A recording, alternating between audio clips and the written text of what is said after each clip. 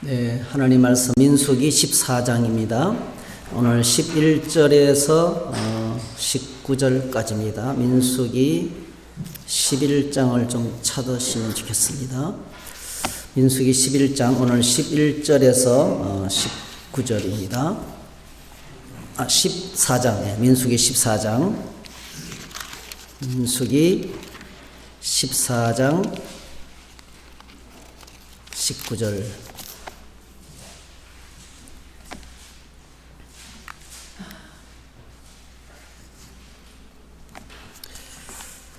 네, 같이 읽겠습니다. 여호와께서 모세에게 이르시되 이 백성이 어느 때까지 나를 멸시하겠느냐? 내가 그들 중에 많은 이적을 행하였으나 어느 때까지 나를 믿지 않겠느냐? 내가 전염병으로 그들을 쳐서 멸하고 네게 그들보다 크고 강한 나라를 이루게 하리라. 모세가 여호와께 여짜오되 애굽인 중에서 주의 능력으로 이 백성을 인도하여 내셨거늘 그리하시면 그들이 듣고 이 땅 거주민에게 전하리이다. 주 여호와께서 이 백성 중에 계심을 그들도 들었으니 곧 주 여호와께서 대면하여 보이시며 주의 구름이 그들 위에 섰으며 주께서 낮에는 구름 기둥 가운데서 밤에는 불 기둥 가운데서 그들 앞에 행하시는 것이니이다. 이제 주께서 이 백성을 하나같이 죽이시면 주의 명성을 들은 여러 나라가 말하기를 이르기를 여호와가 이 백성에게 주기로 맹세한 땅에 인도할 능력이 없었으므로 광야에서 죽였다 하리이다.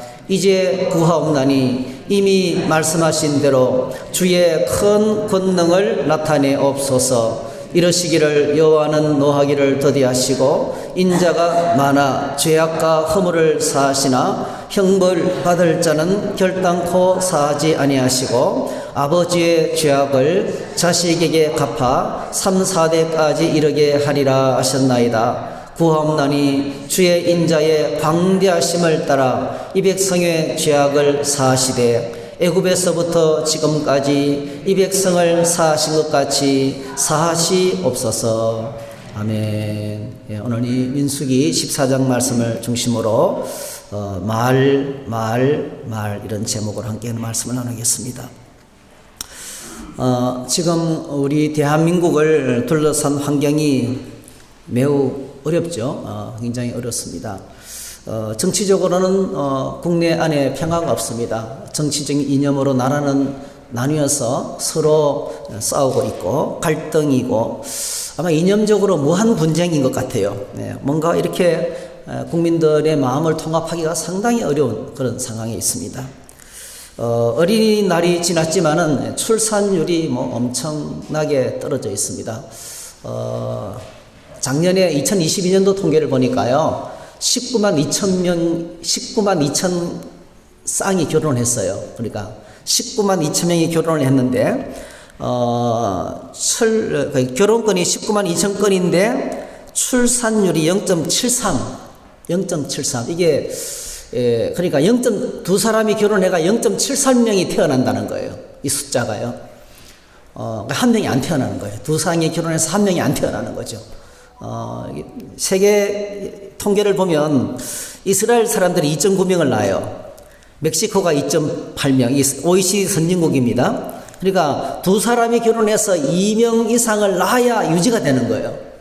근데 이 이하로 떨어지는 것은 다 감소죠. 다 감소. 근데 그 중에서 우리나라가 뭡니까? 제일 아래쪽에 있어요. 요거 나온 통계는 2020년도 통계예요. 그러니까 2022년 통계에는 0.73 우리나라가. 그러니까 이 OECD 선진국의 평균이 1.5거든, 1.59거든요, 1.6. 근데 우리나라 통계는 그 반밖에 안 돼요. 상당히 낮은 거죠.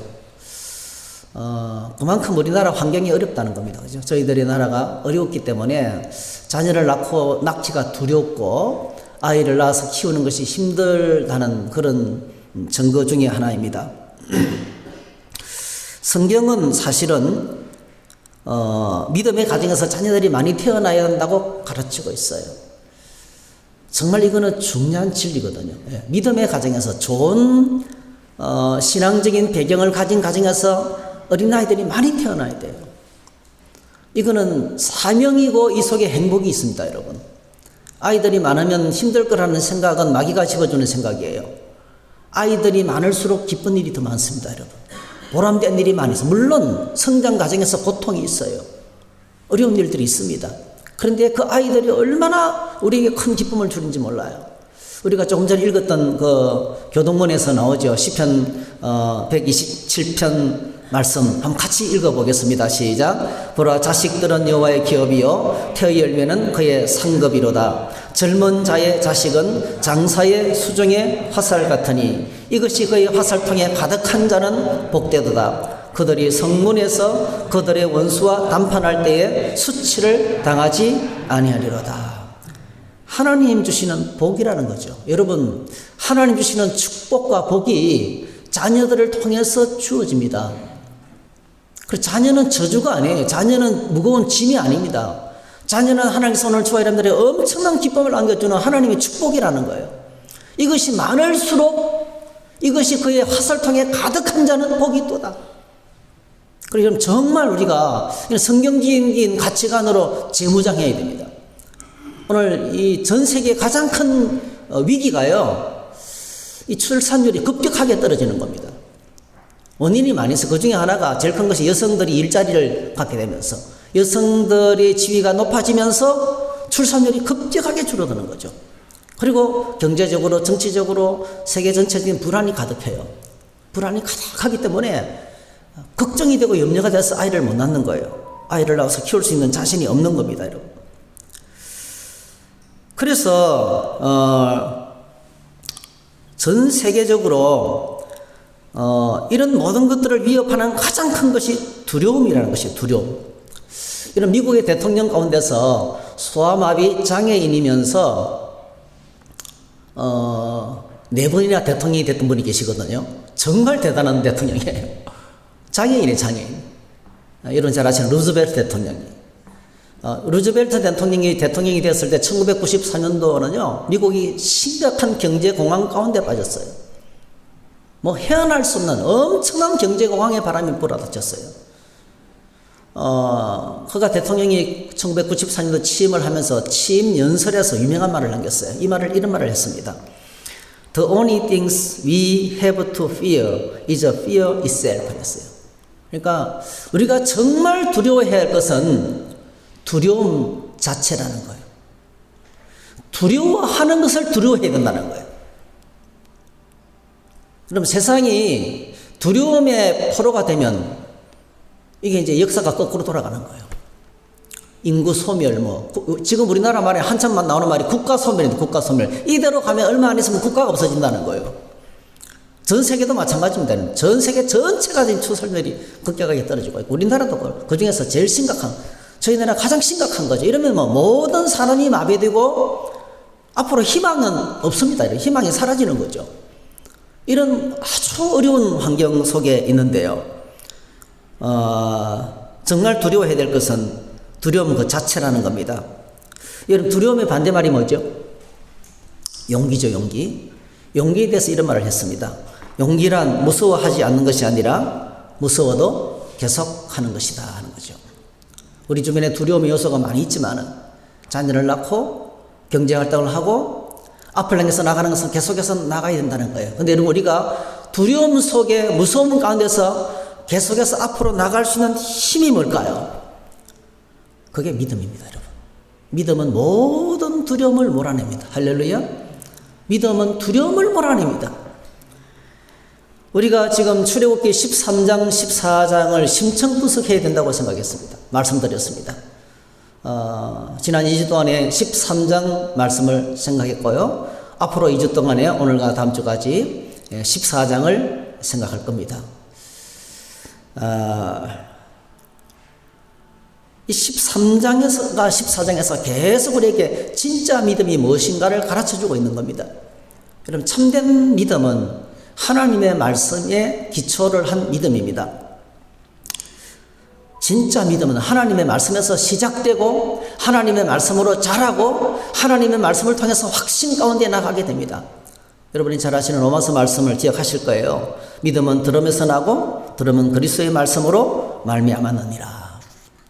우리가 이 땅을 살면서 두 가지를 직면해야 되는데, 하나는 제가 지난주도 말씀드렸어요. 두 가지 팩트가 있어요. 두 가지 팩트. 첫 번째로는 우리가 살아가는 세상입니다. 세상 콘텍스트. 우리가 살아가는 이 세상 환경입니다.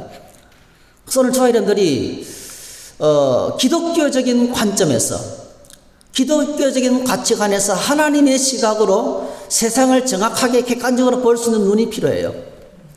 오늘 이 시대는요, 언론이 너무나도 많이 오염됐기 때문에, 그러니까 언론이 갖고 있는 그 이념에 따라서 똑같은 사실을 완전히 정반대로 이야기해 주고 있어요. 어느 쪽을 여러분 믿을래요?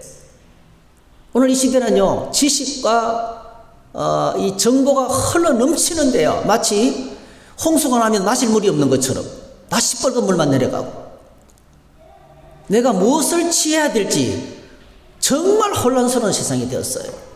그래서 우리가 오늘 저희들 냉철한 지성이 필요하고, 이럴 때일수록 여러분 고전을 좀 많이 읽으셔야 돼요.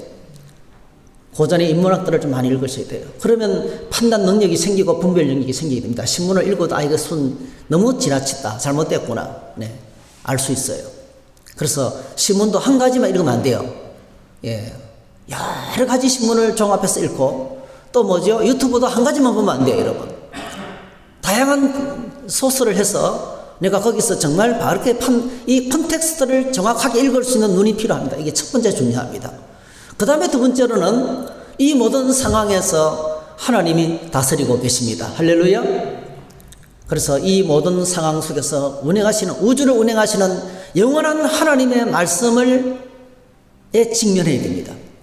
하나님은 오늘도 여전히 이 말씀으로 세상을 통치하고 계시고, 이 말씀대로 이끌어가고 계시기 때문에 그렇습니다. 그래서 진정한 믿음은 그냥 단순하게 예배당에 나오는 게 아닙니다, 여러분. 신앙생활은 두렵고 무서운 험한 세상 속에서 하나님의 말씀을 붙잡고 담대하게 앞을 향해서 전진하는 것입니다, 여러분. 이게 신앙생활입니다.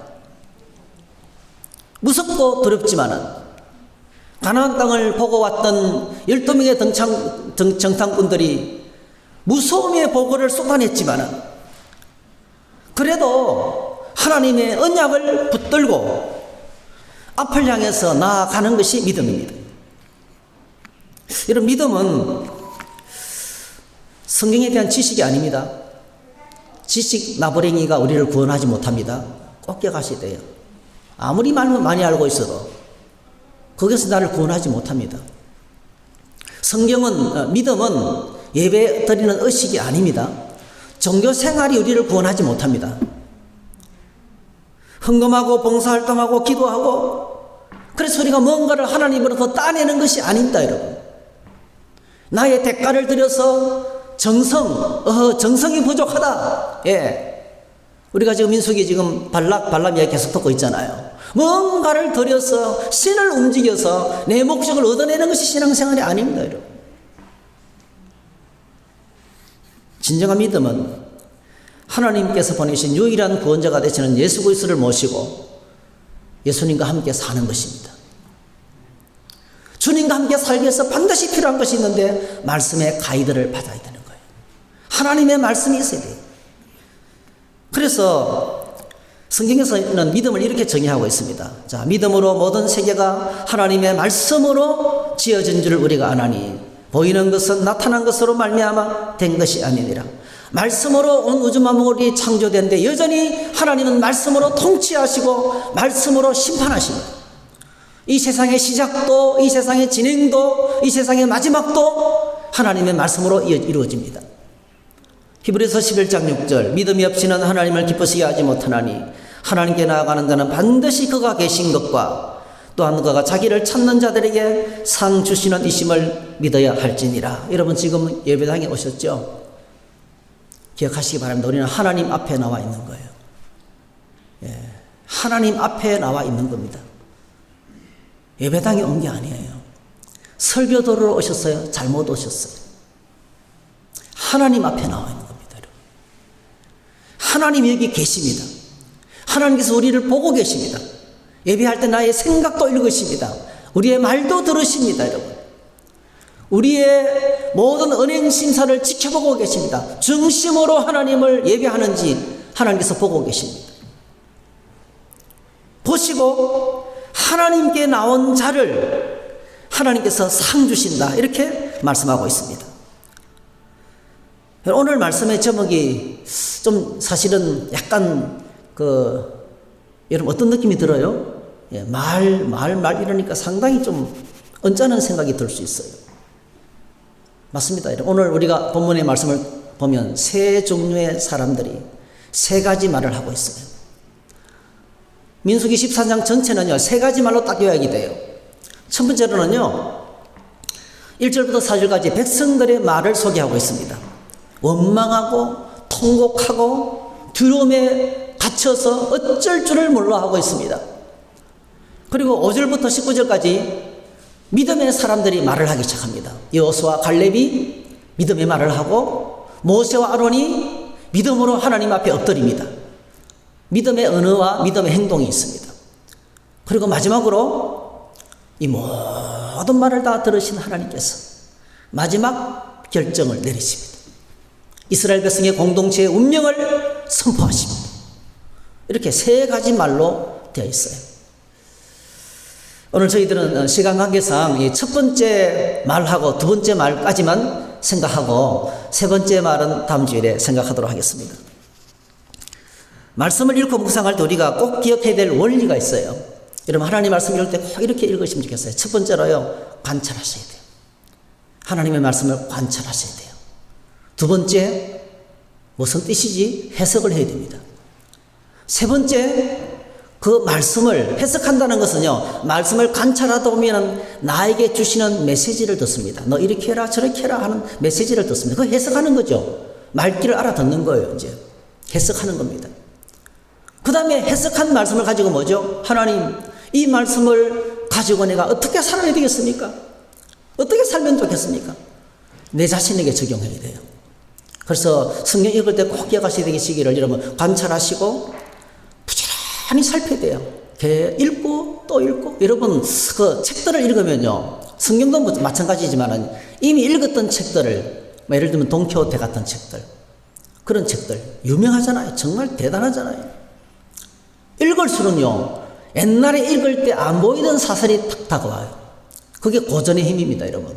정말 명저들을 읽으면요, 읽을수록 옛날에 지나쳤던 것이 다시 또 돋보여요. 이야, 정말 이 사람 천재라는 생각이 듭니다, 여러분. 어떻게 그 수천 년 전에, 수백 년 전에 이런 생각을 하고 이런 고민을 갖고 주인공에 투영시켜서 이렇게 이야기를 전개해 나갈까 하는 단순한 작품이 아니고요, 그 속에 시대를 반영한 해답이 담겨 있고 이 시대를 향한 온전한 가치관이 담겨 있는 거죠. 그랬던 것처럼 성경 말씀도 마찬가지입니다. 반복해서 읽고 또 읽고 살피고 또 살피고, 그게 여러분 오늘 하나님께서 우리에게 말씀하시는 묵상이에요. 묵상은 끝없이 반복해서 읽고 또 읽고 되새김질하는 것입니다. 소가 여물을 씹는 것처럼 계속 되새김질하는 것입니다. 그래서 우리가 성경을 읽을 때 우리가 몇 가지 사항을 꼭 머리에 두셔야 돼요. 한번 같이 읽겠습니다. 시작. 주의 말씀은 내 발의 등이요 내 길에 빛이니이다. 그렇습니다. 하나님의 말씀은 내 삶에 믿음으로 걸어가야 될 길을 정확하게 제시해 주셔요. 어떻게 할 것인지를 정확하게 말씀해 주세요. 우리 각자의 모든 고민에 대해서 하나님은 말씀으로 대답하십니다. 제가 신학을 해야 됩니까 말아야 됩니까? 하나님 정확하게 말씀하셨어요. 정확하게. 너는 대장부같이 힘써 내 명령을 지켜 행하라.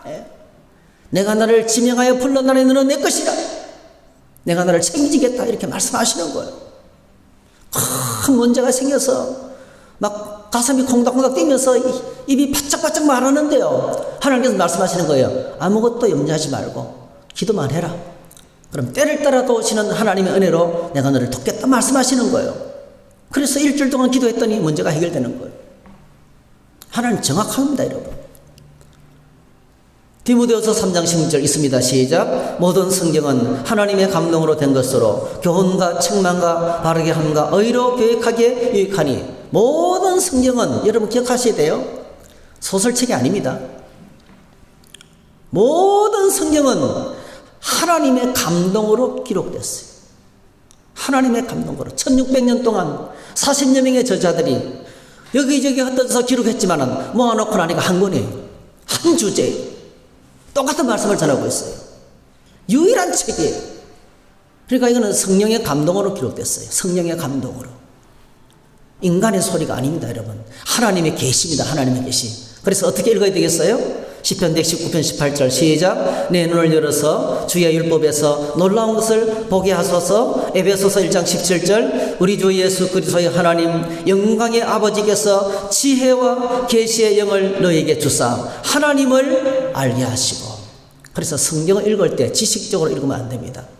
성령의 감동으로 기록되기 때문에 성령님의 도우심을 받아서 지혜와 계시의 영을 주셔서 하나님 내가 성경을 읽습니다. 하나님을 만나게 해주시기 원합니다. 하나님을 알게 해주시기 원합니다. 이렇게 읽으셔야 돼요. 자, 오늘 우리가 제일 첫 번째 말을 하면 이런 관점으로 들어보십시다. 백성들이 12명의 정탐꾼의 보고를 듣고 그 중에서 10명의 지휘관들이 하는 보고와 악평을 들었던 백성들의 반응. 한 200만 명 되는 사람인데요. 남자 장정들만 60만 명. 예, 전체를 다치면 한 200만 명 되는 사람들이 10명의 말을 듣고 이렇게 됐습니다. 10명의 말이. 10명의 소수의 사람들이 악평하고 불평했는데 이런 효과가 나타난 거예요. 한번 같이 읽어보겠습니다. 시작. 온 회중이 소리를 높여 부르짖으며 백성이 밤새도록 통곡하였더라. 이스라엘 자손이 다 모세와 아론을 원망하며 온 회중이 그들에게 이르되 우리가 애굽 땅에서 죽었거나 이 광야에서 죽었으면 좋았을 것을 어찌하여 여호와가 우리를 그 땅으로 인도하여 칼에 쓰러지게 하려 하는가. 우리 처자가 사로잡히리니 애굽으로 돌아가는 것이 낫지 아니하랴. 이에 서로 말하되 우리가 한 지휘관을 세우고 애굽으로 돌아가자 하며. 와, 엄청난 분위기입니다, 여러분. 선동당한 거죠, 여러분. 완전히 선동당한 겁니다. 엄청난 선동입니다, 여러분. 자, 온 회중이, 여러분 이 성경 말씀 한 절 한 절이 엄청난 에센스가 들어가 있어요. 온 회중이 소리를 높여, 그 다음에 뭡니까? 밤새도록 뭐 했습니까? 통곡했습니다. 집에 어린아이들이 한두 명만 울어도 있잖아요. 정신이 하나도 없어요. 근데 어른들이, 온 백성들이, 이스라엘 모든 회중들이 이런 밤새도록 통곡을 하고 있어요. 밤새도록 통곡을 하고 있어요. 이게 보통 문제가 아니죠. 여러분, 엄청난 무서운 거죠. 이게 무슨 일이 벌어질지 몰라요. 여러분, 거대한 군중들이 이렇게 슬픔에 빠지고 소리를 지르고 부르짖잖아요. 어떻게 돼요? 보통 위험한 상황이 아니죠. 정말 험악한 분위기입니다. 자, 2절, 죽었거나 죽었으면 좋았을 것을. 3절, 모세가 지금 우리를 데려다가 칼에 쓰러지게 하려는가. 모세가 지금까지 우리를 데려온 게 뭔지 우리를 죽이려고 데려왔다는 거예요. 그 다음에 4절, 다른 지휘관을 세워서 애굽으로 돌아가자 얘기합니다. 오늘 초아 여러분들이 정말 신앙인으로서 입에 담지 말아야 될 금기어가 있어요. 차라리 예수 안 믿을 걸, 이겁니다, 여러분. 차라리 예수 안 믿을 걸. 야, 믿는 건 너무 힘드네. 차라리 안 믿을 걸. 결혼한 사람들의 금기어가 뭡니까? 차라리 혼자 살 걸. 너무 힘들었어. 네. 아이 낳은 부모들이 하지 말아야 될 금기어. 차라리 너를 내가 안 낳는 건데 괜히 낳았어. 야, 그것만큼 큰 충격이 없어요, 여러분. 우리가 하지 말아야 될 말이잖아. 여러분, 이스라엘 백성들이 애굽으로 돌아가자 이 말을 하는 것은 금기어입니다. 해서는 안 될 말이에요. 하나님께서 어떻게 빼냈습니까? 엄청난 대가를 지불하고 이스라엘 백성을 애굽에서 꺼내서 엄청난 대가를 지불했어요, 여러분. 얼마나 많은 사람들이 죽임을 당했습니까? 얼마나 많은 짐승들이 피 흘림을 얻었어요. 애굽 땅에 통곡 소리가 가득했어요, 여러분. 그건 상상을 초월하는 대가가 지불된 거예요. 그렇게 해가지고 홍해를 건너고 만나를 먹이고 여기까지 인도했는데 지금 뭐라고 하고 있어요? 애굽으로 돌아가자 얘기하는 거예요. 차라리 안 믿을 걸. 세상이 더 나아. 이렇게 말하고 있는 거예요. 이 소리를 듣는 하나님의 마음이 어떻을까요, 여러분요? 이 소리를 듣는 하나님의 마음이 어떨까요? 자, 이렇게 험악한 분위기가 된 이유가 있어요. 가장 근본적인 원인은요, 2절과 3절에 나와요. 바로 죽음에 대한 두려움이에요. 죽음에 대한 두려움이 이렇게 무섭습니다. 그러면 성경은 우리에게 기쁜 소식을 전하고 있는데요. 성경을 딱 열면 제일 먼저 우리에게 죽음에 대한 두려움부터 이야기해요. 성경을 딱 열면 창세기부터 죽음에 대한 이야기부터 먼저 선포합니다. 복음 중에 복음이 로마서도 탁 열면 로마서가 시작되면서 뭐죠? 하나님의 진노와 하나님의 무서운 진노와 심판 이야기부터 시작해요. 그게 복음의 시작입니다, 여러분. 하나님께서 세상과 사람을 만드셨어요. 여러분 잘 아시죠? 그때는 완전히 행복했습니다. 그런데 사람이 사탄의 유혹을 받아서 하나님을 불신하고 교만하여 불순종함으로 하나님을 떠났어요. 자, 하나님을 떠난 사람은 불행에 빠졌습니다. 왜냐하면 죽음이 찾아왔기 때문입니다. 죽음은 우리에게 두려움을 줍니다. 그렇죠, 여러분. 조금만 배가 아파도 아이고 이거 암이 아닌가라고 두려워합니다, 여러분. 우리가 몸이 아파서 아프면요, 아파서 아픈 것보다는요 두려워서 더 아픈 거예요. 두려워서 이러면 가게도 못 나가고 사업도 못 하고 직장도 못 나가고 잘리고 야, 내 완전히 죽는 거 아닌가 이렇게 되는 거예요, 여러분. 엄청난 두려움이 가장 큰 아픔이 두려움이에요, 여러분. 두려움. 그래서 요즘 잘 되는 장사가 있어요. 뭐예요? 예, 앞으로 다가올 두려움을 팔아먹는 거예요.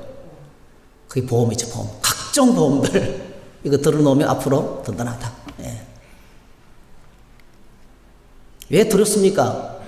죽으면 끝이 아니고 죽음 다음에는 반드시 심판이 있기 때문에 그렇습니다. 히브리서 9장 17절 한 번 죽는 것은 사람에게 정한 것이었고 그 외에는 반드시 심판이 있습니다. 그래서 죽으면 끝이 아니고요. 죽으면 모든 것이 다 끝나버리는 게 아니고요. 죽음 다음에는 반드시 심판이 있기 때문에 그렇습니다. 심판에는 반드시 형벌이 있더라고요. 그 형벌은 뭐죠? 하나님으로부터 영원히 버림받는 지옥에 떨어지는 거예요. 그래서 하나님을 떠난 인생은요, 죽음이 주는 두려움과 형벌 속에 살기 때문에 그가 아무리 똑똑하고 그가 아무리 많은 것을 가지고 소용없어요. 문명이 아무리 발달하고 여러분 핸드폰 듀얼 액정하면 그죠? 최첨단 핸드폰을 들고 다니고 말만 하면 AI가 있잖아요. 우리 인생의 문제를 들려주는 이 세상에 살고 있지만은요, 아무리 과학 문명이 발달하고 아무리 똑똑해도요, 그는 바보가 되는 거예요. 죽음의 권세 아래 판단 능력을 잃어버립니다, 여러분. 두려움에 갇히게 됩니다. 이것이 인간의 실체. 그래서 오늘 저와 여러분들이 살아가는 세상은 거대한 두려움의 감옥이에요. 오늘 이 세상에 두려워하지 않는 사람은 아무도 없어요. 하나님을 떠난 세상은 거대한 두려움의 감옥이에요. 이것이 우리가 바라보는 세상의 현실입니다. 그래서 여러분, 오늘 본문에서 이스라엘 백성들이 이렇게 쏟아내는 이 고백은요, 야, 그 사람들 참 나쁘네. 이게 아닙니다, 여러분. 오늘 이 시대 우리의 고백이에요. 오늘 이 시대 우리의 고백입니다. 그래서 사람들은 가장 쉽게 하는 말이요, 죽고 싶다는 말입니다. 외로워서 죽겠어요. 너무 힘들어 죽겠어요. 진짜 죽겠어요. 사람들이 하는 말을 보세요. 조금만 해도 죽겠어요 라는 말이 막 그냥 나와요. 그 원인은요, 하나님을 떠난 인생은 죽음의 권세 아래 있기 때문에 그렇습니다. 그래서 두려움은 불안의 원인입니다. 현대의학에서 인간의 모든 고통의 근원을 불안이에요. 불안. 이 불안이 어디서부터 옵니까? 두려움에서부터 오는 거예요. 성경은 거기서 한 걸음 더 나갑니다. 두려움은 어디서 봅니까? 하나님을 떠났기 때문에 그렇습니다.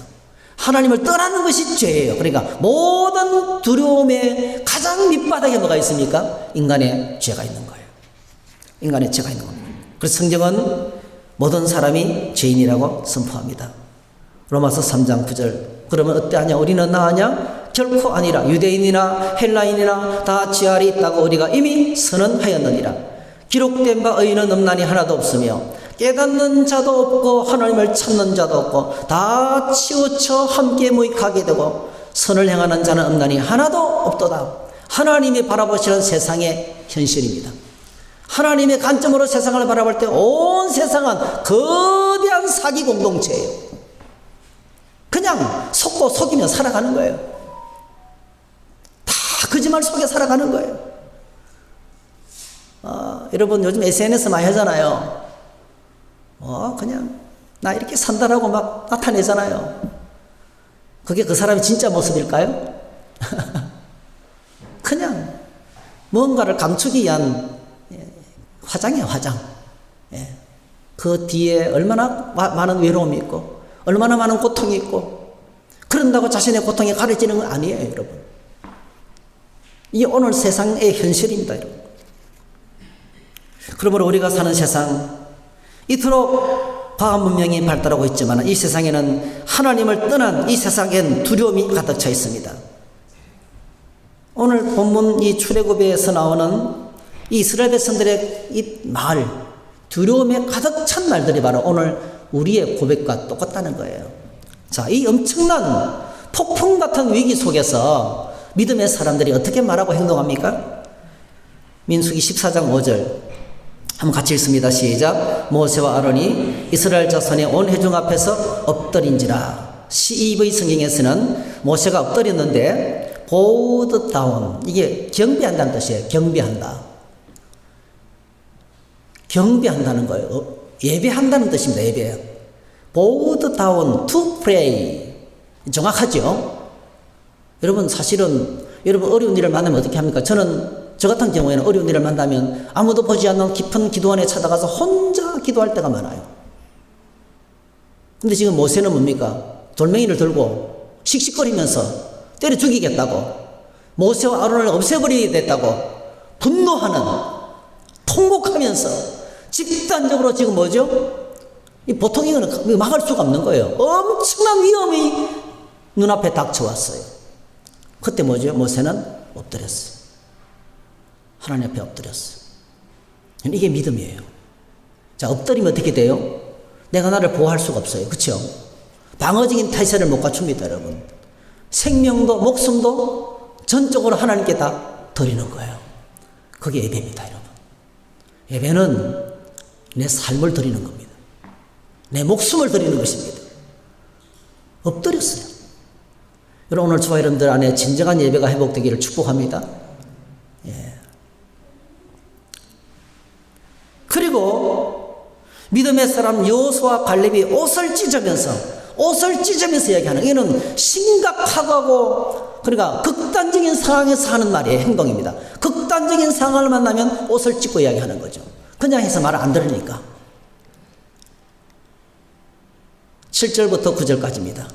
한번 같이 읽겠습니다. 시작. 이스라엘 자손의 온 회중에게 말하여 이르되 우리가 그리워 다니며 정탐한 땅은 심히 아름다운 땅이라. 여호와께서 우리를 기뻐하시면 우리를 그 땅으로 인도하여 들이시고 그 땅을 우리에게 주시리라.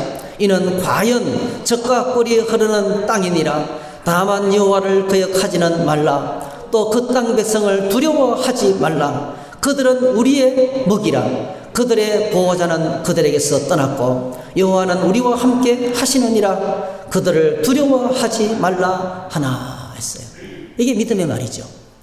믿음은 두려움을 몰아냅니다. 두려워하지 말라. 그들은 두려운 존재지만, 그 땅은 크고 강대한 사람들이 살고 있지만 우리에게 엄청난 위협이 되지만, 가서 보고 오니까 어때요? 평지에도 살고 산에도 살고 양사방에 다 살았어요. 한 족속을 치면 주변에 있는 모든 족속이 연합해서 쳐들어오기 때문에 우리 안 된다는 거예요. 게임이 안 된다는 거예요. 맞는 말이에요, 여러분. 맞는 말입니다. 그들이 크고 강하지만은 두려워하지 말라. 이유가 뭡니까? 하나님께서 우리에게 그 땅을 우리에게 주셨다는 거예요. 이거는 무엇에 기초한 겁니까? 하나님의 언약의 말씀에 기초한 거죠. 그들은 우리의 먹이라. 옛날 버전에서는 그들은 우리의 밥이라 했어요. 그들은 우리의 밥이라는 거예요. 하나님께서 우리에게 먹으라고 차려주는 상이라는 거예요. 사망의 음침한 골짜기를 다닐지라도 주께서 함께 하시니 주께서 나에게 상을 차려주신다는 거예요. 그 고백이에요. 믿음의 고백을 이렇게 했습니다.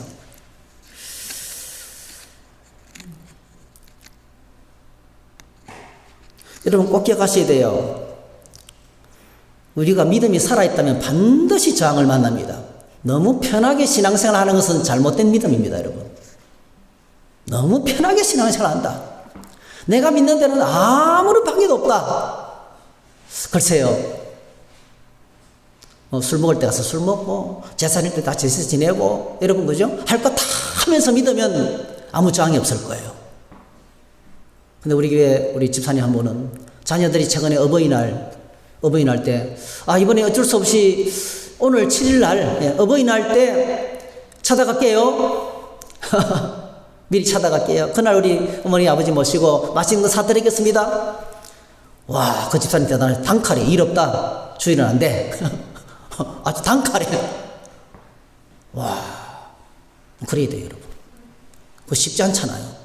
그러니까 자녀들이 할 수 없이 다음 주 토요일 날, 다가오는 토요일로 나를 잡았어요. 바른 믿음을 가지고 있는 사람들은요, 반드시 저항을 만나게 돼 있어요. 이 믿음의 고백이 들어먹혔을까요, 여러분? 이 완전히 뒤집어진 백성들에게 들어먹혔을까요?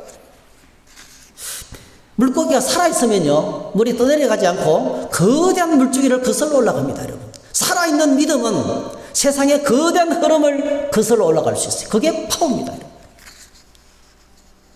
두 사람의 말은 이 두려움의 포로가 있는 사람들에게 통하지 않았습니다. 온 회중이 그들을 돌을 들어 죽이려 하자 하나님께서 그들 가운데 나타나셨어요. 그리고 하나님께서 말씀하기 시작합니다. 그게 14장 11절 12절입니다. 자, 14장 11절 12절 같이 읽습니다. 시작. 여호와께서 모세에게 이르시되 이 백성이 어느 때까지 나를 멸시하겠느냐? 내가 그들 중에 많은 이적을 행하였으나 어느 때까지 나를 믿지 않겠느냐? 내가 전염병으로 그들을 쳐 섬멸하고 내게 그들보다 크고 강한 나라를 이루게 하리라. 하나님께서 모세에게 나타나셔서, 엎드린 모세에게 나타나셔서 하시는 말씀이에요. 11절 말씀이 참 중요합니다, 여러분. 이 11절 말씀하고 8절 말씀을 같이 읽어야 돼요. 여호사가 말했습니다. 만일 하나님이 기뻐하시면 하나님 그 땅을 우리에게 주실 것입니다. 이렇게 말했어요. 자, 11절에 하나님께서 뭐라고 말씀하세요? 내가 너무 충격을 받았다. 하나님 지금 막 분노하고 계시는 거예요. 정반대로 기뻐하는 게 아니고. 하나님 분노하시는 이유가 뭡니까? 딱 한 가지예요. 이스라엘 백성들이 자신을 믿지 않았기 때문입니다. 그 믿지 않는 것을 어떻게 해석합니까? 나를 멸시하는 걸로 생각했어요. 여러분, 하나님을 믿지 않는 것이 하나님을 멸시하는 것입니다. 하나님을 믿지 않는 것이 뭡니까? 하나님의 엄청난 상처를 주는 거예요. 하나님을 믿지 않는다는 것은 하나님의 말씀을 믿지 않는 겁니다. 하나님의 말씀을 신뢰하지 않으면서 하나님을 기쁘시게 한다, 하나님께 영광 돌린다, 불가능하다는 거예요. 어느 정도입니까? 내가 그들 중에 많은 이적을 행하였으나 10가지 재앙으로 치고 붓기둥과 구름기둥으로 함께하고 하늘 만나를 먹이고 홍해를 가르고 애굽을 소장시키고, 그리고 뭐죠? 반석을 쳐서 물이 터지게 만들고 아말렉을 물리쳐 주시고, 지금까지 하나님께서 이렇게 엄청난 셀 수 없는 많은 일들을 행하시면서 하나님 자신이 어떤 분이신지 드러내시고, 하나님 무슨 일을 만나도 약속을 이루시는 분이시고, 할렐루야. 하나님 어떤 상황에서도 하나님의 백성을 지키시고 주신다고 약속하시면 반드시 주시는 분인 거예요. 이걸 지금까지 계속해서 교육시켰는데도 불구하고, 그럼에도 불구하고 안 믿었어요. 그들은 불신했습니다. 여러분, 불신. 하나님을 믿지 않았습니다. 내가 그들 중에 많은 이적을 행하였나니, 그럼 믿지 않았습니다, 여러분. 그래서 하나님께서 뭐라고 말씀합니까? 분노하셔서 내가 그들을 다 쳐서 멸하고, 12절, 너를 통해서 크고 강한 나라를 이루게 하리라 그랬습니다. 다시 시작하자는 겁니다. 다 죽여버리고 안 되겠다. 내가 못 살겠다. 다시 시작하자. 자, 이 하나님의 말씀을 듣고 위대한 믿음의 사람이 모세가 엎드려서 하나님께 올려드린 기도가 바로 뭐죠? 13절부터 나오는 모세의 기도입니다. 오늘 저와 여러분들이 모세의 입장이라면 어떻게 하겠어요? 그래, 하나님 잘 생각하셨습니다. 저도 이제는 더 이상 못하겠습니다. 다 죽여버리시옵소서. 새로 시작하십시다. 새발을 짜십시다. 이렇게 말하고 싶었을 거예요, 모세도. 근데 정말 모세는 정말 탁월한 하나님의 사람입니다. 모세를 닮고 싶습니다. 오늘 저와 여러분들이 하나님의 사람 모세를 닮으시기를 축복합니다. 자, 그가 기도하는데요, 이 입에서 나오는 말을 들어보세요. 모세 입에서 나오는 이 말을 들어보세요. 이게 바로 기도입니다. 이게 바로 하나님의 사람이 하나님께 올려드리는 기도의 언어입니다, 여러분. 이 위대한 중보기도입니다. 하나님의 마음을 움직이고 하나님의 분노를 가라앉히고 하나님께서 그 백성들에게 축복하시도록 하는 그 기도의, 능력 있는 기도의 말이 열리기 시작합니다. 모세가 어떻게 기도했냐면 이렇게 기도했어요. 첫 번째로요, 하나님을 인정하고 심정을 공감했어요.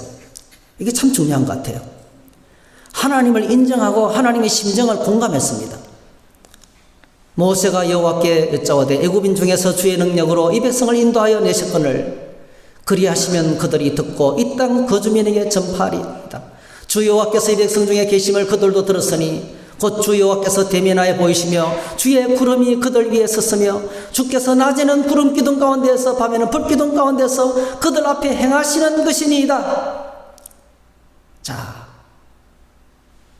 이게 이제 하나님이 하신 일들을 하나님 지금 이렇게까지 그 백성들을 안으시고 애굽에서 끌어내시고 함께 하셨습니다. 하나님이 하신 일을 인정하는 거예요. 그리고 하나님이 얼마나 큰 애정을 가지시고 이 백성을 사랑하시는지 내가 압니다. 그 말씀드리는 거예요. 그런데 백성이 지금까지도 믿지 않으니까 하나님의 마음이 얼마나 속상합니까? 하나님의 마음이 얼마나 속상한지 알겠습니다. 하나님이 하신 일이 온 세계 만방에 모든 사람이 다 들어 알고 있다는 거예요. 주의 명성이. 예? 하나님 하신 일을 모르는 사람이 없다는 거예요. 이스라엘 백성들이 애굽에서 나와서 광야를 행진할 때요, 그 소문이 온 천지 사방에 다 퍼져나갔어요.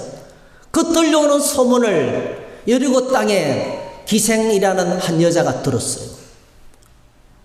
기생인 그 여자가 듣고 믿었어요. 어떻게 됐어요? 나중에 여호수아가 여리고성을 정복할 때 그 기생 라합과 그의 집안들은 다 구원받았어요. 다 구원받았어요. 그래서 성경에 보니까요, 이 기생 라합의 믿음을 얼마나 칭찬하는지 모르면 이렇게 칭찬합니다. 믿음으로 기생 라합은 정탐꾼을 숨겨줬다는 거예요. 야고보서 2장 25절, 기생 라합이 사자들을 접대하여, 기생 라합은 믿기만 한 것이 아니고 행동으로 믿었다는 거예요. 제대로 믿었다는 거예요. 그리고 이 애는 나중에 뭐죠? 나중에 신랑을 너무 잘 만났어요. 그래서 결혼했는데 거기서 위대한 다윗이 태어나고 예수 그리스도가 태어나게 되었습니다. 할렐루야. 한 사람이 이 소문을 듣고 믿어서 이런 위대한 역사를 이루었어요. 그런데 지금 하나님의 백성들이 하나님이 행하시는 일을 눈으로 보고 직접 경험하고 불기둥과 구름기둥하되 거하고 홍해를 통과하고 만나를 먹고 반석에 터지는 생수를 마신 이 백성들이 하나님을 믿지 않고 있는데 하나님 얼마나 속상하시겠습니까? 이렇게 기도하고 있는 거예요. 이렇게 기도하고 있는 거예요. 그러니까 하나님께서 모세의 기도를 안 들으실 수 없겠죠.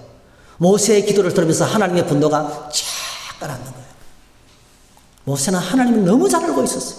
너무 잘 알고 있었어요. 두 번째는 모세는요, 하나님의 성품을 말씀드립니다. 하나님 이런 분이시지 않습니까? 여러분, 기도를 잘한다는 거하고요, 말을 잘한다는 거하고 똑같습니다. 원리가. 기도를 잘한다는 것은요, 하나님이 하신 일, 하나님의 마음을 아시는 거예요. 여러분 성경을 읽으면서 하나님의 마음을 깨닫게 되시기를 축복합니다. 그 마음을 붙들고 하나님께 나가는 사람이 기도를 잘하는 거예요. 사람들과 대화 나눌 때도 그 사람의 마음을 알아차려야 돼요. 그 사람의 마음을 만져줘야 되거든요. 그 말 잘하시는 분이에요. 뭐 많이 알고 장황하게 뜯는다고 말 잘하는 게 아니거든요. 유창하게 기도한다고 기도 잘하는 게 아니거든요. 이 모세는 하나님의 마음을 알았어요. 그 다음에 하나님의 성품을 의지했습니다. 하나님 이런 분이시지 않습니까? 18절 다 같이 읽습니다. 시작. 여호와는 노하기를 더디하시고 인자가 많아 죄악과 허물을 사하시나 형벌 받을 자는 결단코 사하지 아니하시고 아버지의 죄악을 자식에게 갚아 3, 4대까지 이르게 하리라. 대신에 믿음으로 살면 그 자손들에게 은혜를 천대까지 베푸시는 분이시지 않습니까? 이거예요, 이거. 하나님 이런 분이시지 않습니까? 모세는요, 하나님이 누구신지 너무 잘 아는 거예요. 하나님 어떤 분이라고 이야기합니까? 하나님 사랑이 많으시지 않습니까? 우리 죄를 덮어주시는 분이시지 않습니까? 형벌을 받을 자를 결단코 용서하지 않으시고 그렇다고 끝까지 참으시는 분이 아니고 어느 순간에 딱 징계하시고 심판하시는 분이시지 않습니까? 그러면서 뭐려고 합니까? 하나님 당신은 위대하신 분이십니다. 17절 주의 큰 권능을 나타내시옵소서. 19절 주의 인자의 광대하심을 따라. 이게 무슨 말이냐면요, 하나님같이 위대한 분은 없다는 뜻이에요. 한번 고백할까요? 하나님처럼 위대하신 분은 없다. 여러분 사람이 좀 큰 사람이면 어떤 사람입니까? 반대로 얘기해 볼게요. 좁아 터진 사람은 어떤 사람입니까? 요만한 거 가지고 그거 가지고 막 물고 늘어지면서 꽁창꽁창 사람을 괴롭힐 때 우리는 말합니까? 이 속이 좁아 터져서 밴댕이 같은 인간 이러잖아요. 그렇죠? 여기는 아무도 없으니까 고개를 끄덕 안 하시네.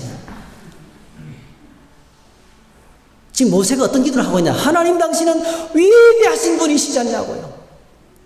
하나님 통 크게 한번 용서해 주세요. 정말 멋있는 기도죠. 이게 그러니까 모세의 신앙 고백인 거예요. 모세가 지금까지 경험했던 하나님이에요. 여러분 이 하나님을 만나게 되시기를 축복합니다. 하나님은 큰 하나님이에요. 큰 하나님, 작은 것 붙들고 막 꽁창꽁창 괴롭히는 사람이 아니에요. 주의 큰 권능을 나타내시옵소서. 주의 인자의 광대하심을 나타내시옵소서. 그래서 이 백성의 죄를 용서해 주시기 바랍니다. 이게 하나님의 사역자의 마음이에요. 교회를 누가 하느냐면 마음이 큰 사람이 합니다, 여러분. 만인간을 품어줘야 됩니다. 이런 사람도 받아주고 저런 사람도 받아줘야 됩니다. 오늘 저와 여러분들의 마음이 주님 안에서 커지기를 축복합니다. 이게 모세의 기도예요. 그래서 하나님께서 모세의 기도를 들어주신 거예요. 말씀을 맺습니다. 여러분 세 번째 하나님의 말씀은 다음 주에 생각하겠습니다. 백성들의 불평 앞에 여호수아와 갈렙이 믿음을 말을 했습니다. 모세와 아론의 믿음의 리더들은 말과 행동을 살펴보았습니다. 여러분 오늘 그렇습니다. 우리가 살아가는 세상에 두려움이 가득하지만은 우리가 무언가를 붙잡고 앞으로 나가야 되는데 오늘 저와 여러분들이 믿음으로 앞을 향해서 나가야 될 이유가 뭡니까? 첫 번째, 그게 참된 믿음인데요. 참된 믿음은 하나님의 말씀을 붙잡고 하나님을 기쁘시게 하는 것입니다. 하나님을 기쁘시게 하는 것이 사람의 제일 되는 목적입니다. 아무리 광야 같은 세상 속에서 두려움이 가득하고 무서움이 엄습해 와도 우리가 마지막까지 붙잡을 수 있는 유일한 것은 하나님의 말씀이에요.